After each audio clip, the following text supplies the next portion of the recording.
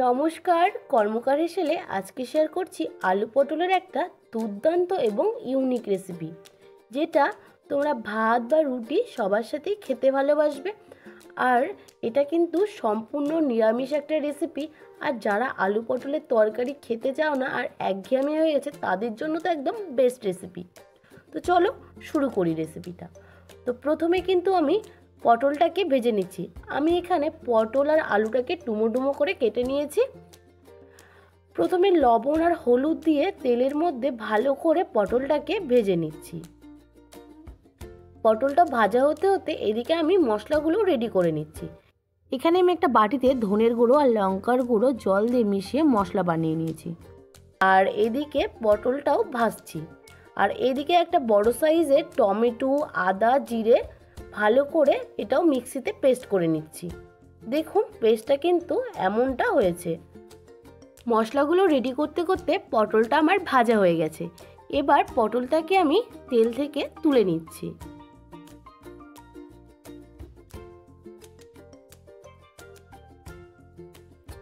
এবার এই তেলে আলুটাকে ভেজে নেব। ডুমো ডুমো করে কেটে রাখা আলুটা দিয়ে দিলাম। আর এখানে দিয়ে দেবো আবারও সামান্য পরিমাণের একটু লবণ আর হলুদ গুঁড়ো।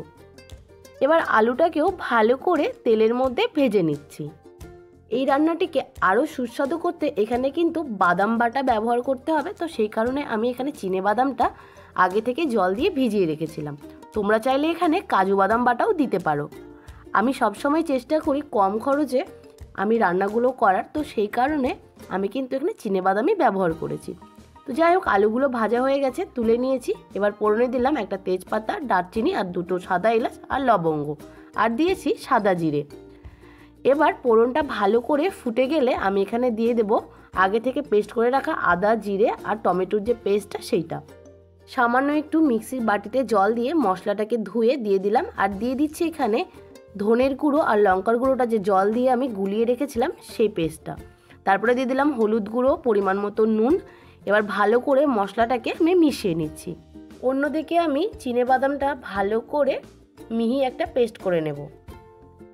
এদিকে চিনে বাদামটা পেস্ট করা হয়ে গেছে আর এদিকে কিন্তু জলটাও প্রায় শুকিয়ে গেছে।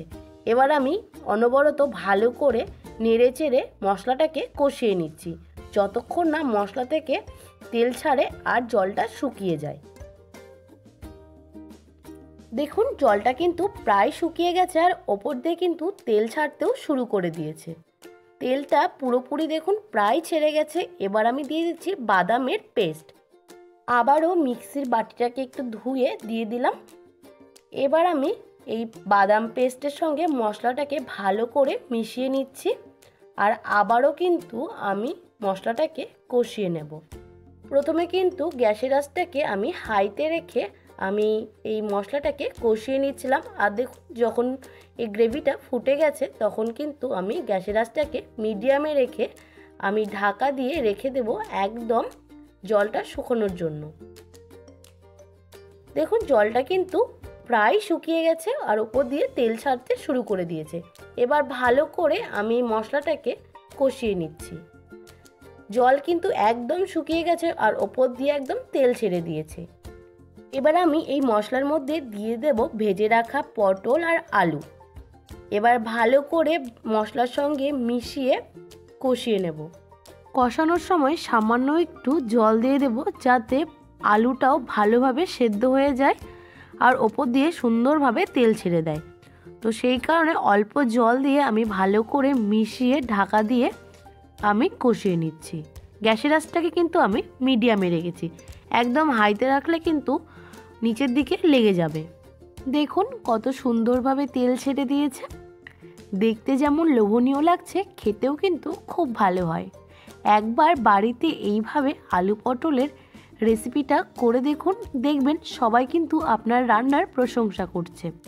আর যারা আলু পটলের তরকারি খেতে পছন্দ করে না, একবার এই রেসিপিটা যদি খায় তারা কিন্তু আলু পটলের প্রেমে পড়ে যাবে।